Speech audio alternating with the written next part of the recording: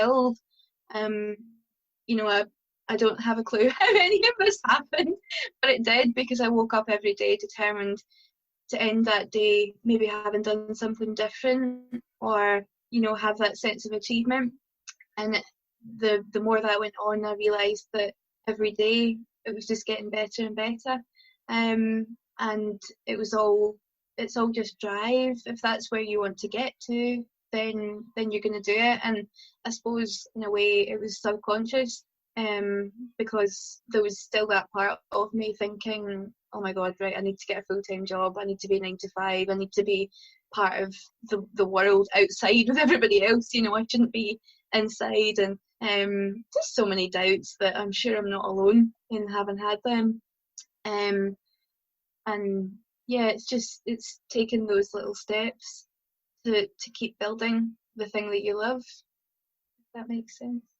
No, I totally agree. I think you have to want it badly enough. And what you said Exactly. about different hobbies, like for a lot of creative people, they've tried different things. They've maybe tried their hand at different things, or there's a lot of things they like to do as a hobby, but it's the one thing that you find that sticks and fits. Yeah. I think your business is interesting because part of your growth has just been the constant introduction of new things. And that's quite interesting, because you get a request for something and then you're thinking in your head, okay, can I do this? How do I figure it out? And you do your research and you figure out how to do it. And all of a sudden you've got this totally new scope or product line, or it's really interesting. I always think to myself that the one thing, although these products are all different, the one thing at the heart of them is paper, which sounds really silly, but I suppose that's what ties in with the name still. You know, the papeterie, people think it's paper tie or paper tree, but it's papeterie, which is the French word for stationery. So I've ummed and ahed over whether I should change it. Should it be my name? It's too hard to look up. People can't spell it or can't pronounce it, blah, blah, blah. But I actually don't think I'll get rid of it, because I like it now. And it does tie everything together.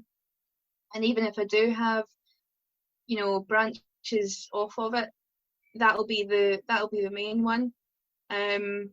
Because, like I say, like paper, cards, you know, printing is what ties everything together. If I'm doing cake toppers, they've been designed digitally, then they've been printed, then they've been cut out.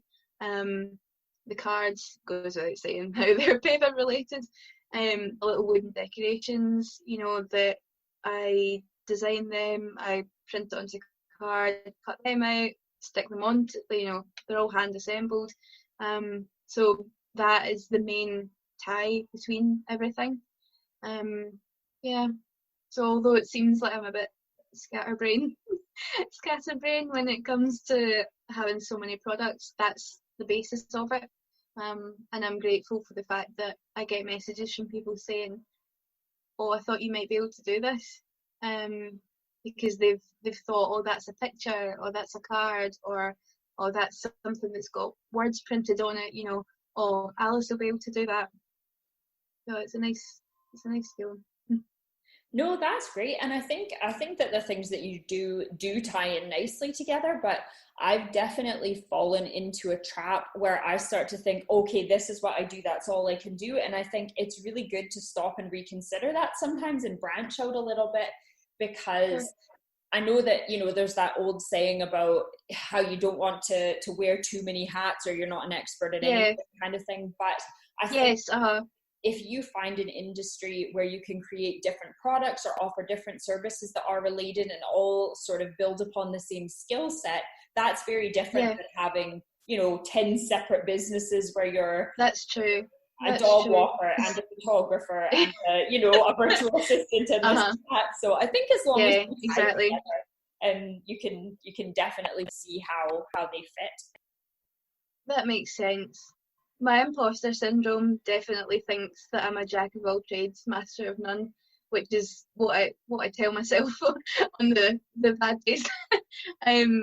But even just this chat has made me realise that you know, it does all actually tie in, and that's at the heart of it. So yeah.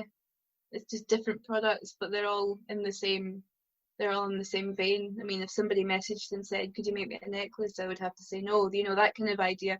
So it does all tie in with design and making.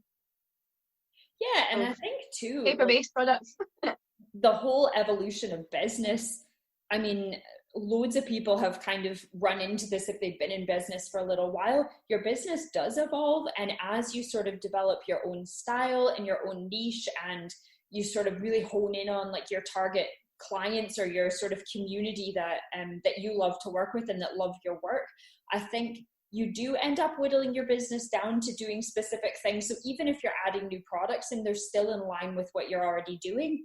And I found that a lot with my photography. So I've got the two brands, my brand photography business and then my wedding and family stuff.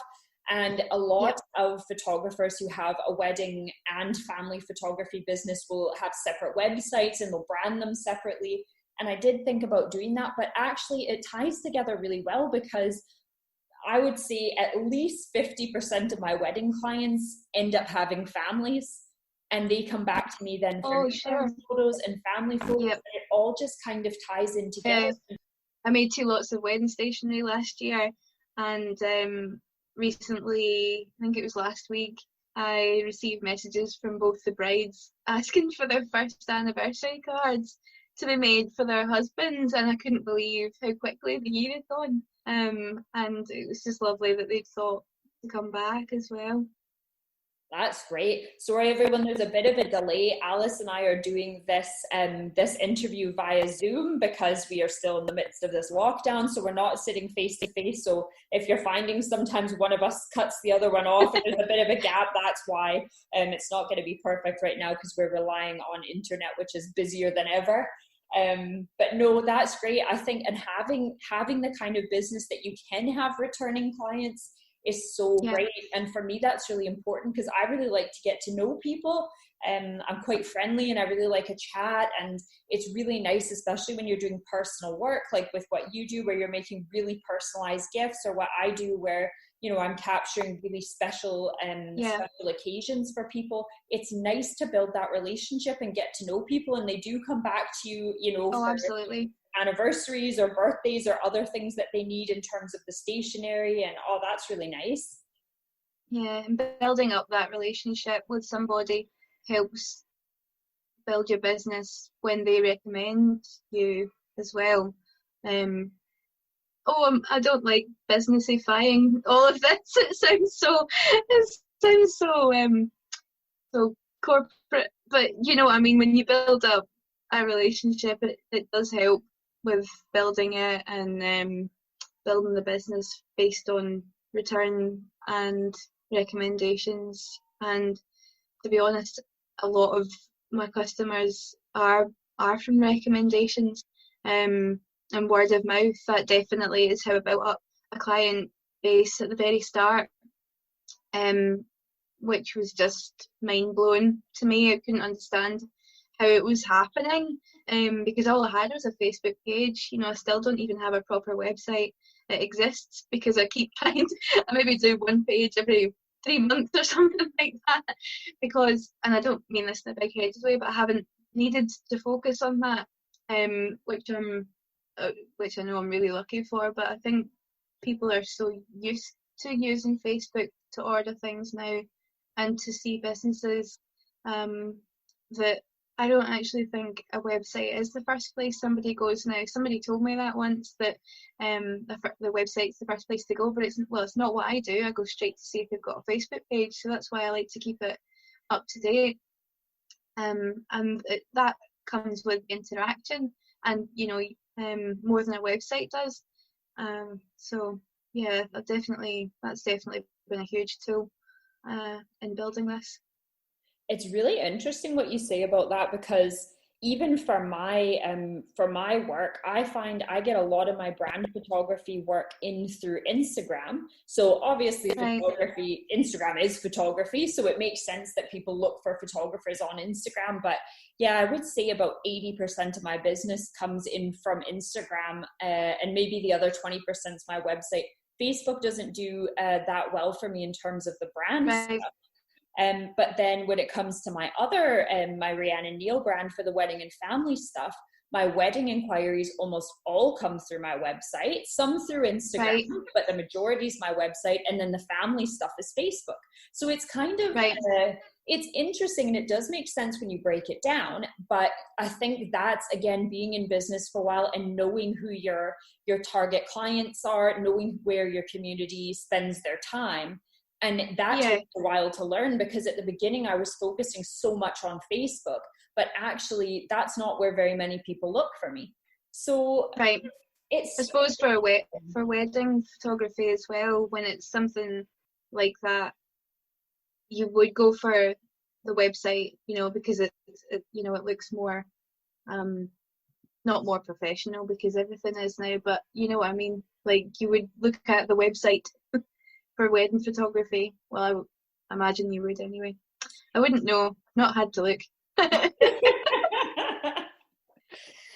Oh, but it's kind of funny when you talk to different business owners. I'm saying now different industries, but I could talk to another photographer. I know photographers who get almost all of their bookings off Facebook. So I think part of it depends on, with photography anyways, part of it just depends on your target clients, their age bracket, income. Sometimes that can have a factor, because certain people, like maybe a really high-end photographer, you might have a massive budget for a really fancy website and that kind of thing.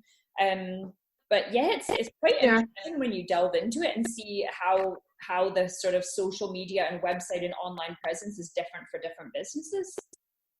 Yeah, absolutely. Yeah, and especially the things that are visual based. Instagram definitely helps with that, which is something I need to update. It's always on the list.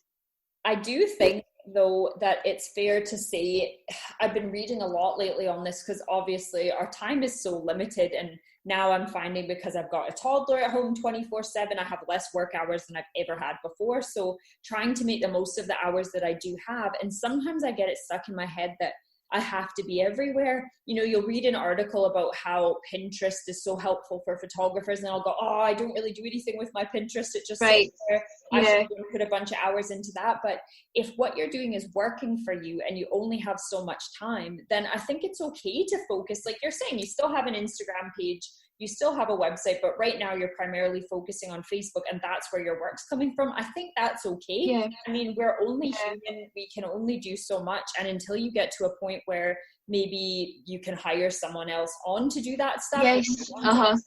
Then that's a huge factor in it, really. Yeah, that is a huge factor. You try and kind of keep the plate spinning, but ultimately, well, speaking for myself anyway, I gravitate back towards Facebook, because that's where the messages are all coming through. Plus the fact my inbox is combined now with direct messages from Instagram and Facebook, which is quite helpful.